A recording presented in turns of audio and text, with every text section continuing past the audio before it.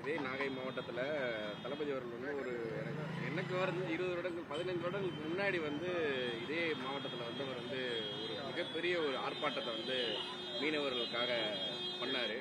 மீண்டும் பல வருடங்கள் கழிச்சு இதே நாகை மாவட்டத்துக்கு ஒரு வருகை தருவது எப்படி பார்க்குறேன்?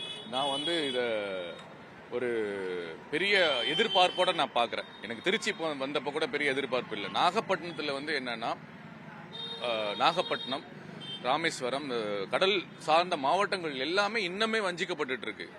அண்ணன் கச்சத்தீவுன்னு ஒரு வார்த்தை தான் சொன்னாரு மாநாட்டில், மதுரை மாநாட்டில். இலங்கை பிரதமர் பயந்து போயிட்டு அங்க ஓடி போய் பார்த்துட்டு இருக்காரு என்ன நிலைமை. அப்போ ஒருத்தனுடைய ஒரு சின்ன குரலுக்கு ஒரு நாட்டோட பிரதமரே வந்து ரியாக்ட் பண்றாருன்னா எவ்வளவு பவர்ஃபுல்லா, எவ்வளவு பெரிய ஆளுமை மிக்க ஒரு தலைவரா எங்க விஜய் அவர்கள் இருக்கிறன்றது தெரியுது. அப்போ இந்த மாவட்டம், நாகப்பட்டினம் மாவட்டம், கடல் சார்ந்த மாவட்டங்களுக்கு முக்கியமான பிரச்சனைகள், மீனவர்கள் பிரச்சனை, மீனவர்கள் பாதுகாப்பு பிரச்சனைக்கான எல்லா விஷயங்களையும் முன்னெடுத்து பேசுவார் இன்னைக்கு. அதுக்கான தீர்வையும் யதார்த்தமா எது சாத்தியமோ, லா அண்ட் ஆர்டர் படி எது சாத்தியமோ அதை கண்டிப்பா செய்வாரு அப்படின்ற நம்பிக்கை எங்களுக்கு இருக்கு.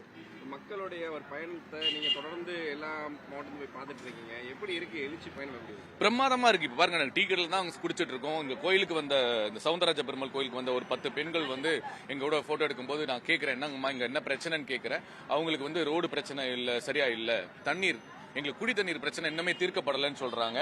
கண்டிப்பாக நாங்க இந்த வாட்டி நாங்க கேட்கல, கண்டிப்பா இந்த வாட்டி நாங்க விஜய்க்கு தான் ஓட்டு போடுவோம், நீங்க இந்த பிரச்சனையை எங்க தீர்ப்பாரு, விஜய் தீர்ப்பாருன்னு தெரியும் சொல்றாங்க.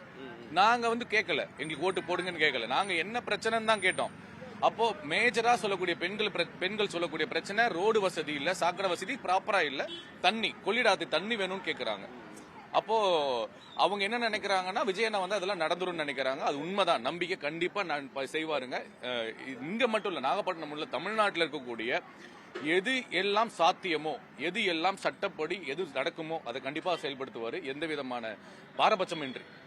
போன தடவை வந்து திருச்சியில முதல் ஸ்பீச்சில் பேசினாரு. பார்த்தீங்கன்னா பேசின அடுத்த ஒரு வாரம் பார்த்தீங்கன்னா தமிழ்நாட்டில் இருக்கக்கூடிய அமைச்சர்கள் எல்லாருமே வந்து பார்த்தீங்கன்னா அவருக்கு எதிர்த்து பல குரல்கள் கொடுக்கப்பட்டது. எனக்கு இது ஒரு ஃபன்னா ஒரு டயலாக் தான் தோணுச்சு. இந்த நம்ம யாஷ் படத்துல வந்து KGFல நான் ஒரு டான் அடிச்சு டான் ஆகலடா, நான் அடிச்ச 10 பேருமே டான், சரியான டயலாக். நான் ஒருத்தன் அடிச்சு டான் ஆகலடா, நான் அடிச்ச 10 பேருமே டான் அப்படின்ற மாதிரி ஒருத்தர் வந்து ஒரு குரல் கொடுக்கிறாருன்னா அதுல 10 பேர் 10 விதமா பேசுறாங்கன்னா அப்ப யோசிச்சு பாருங்களேன். திரும்ப திரும்ப நான் இதை பெருமையா உயர்த்தி எங்க அண்ணன்றதுக்காக நான் பூசி ஒரு மாதிரி என்ன சொல்றது, அது ஏதோ ஒரு பெருமைக்கெல்லாம் பேசல, உண்மையை தான் பேசுறேன். இது ரியாக்ட் ஆகுது, இது மக்கள் கிட்ட போய் சேருது.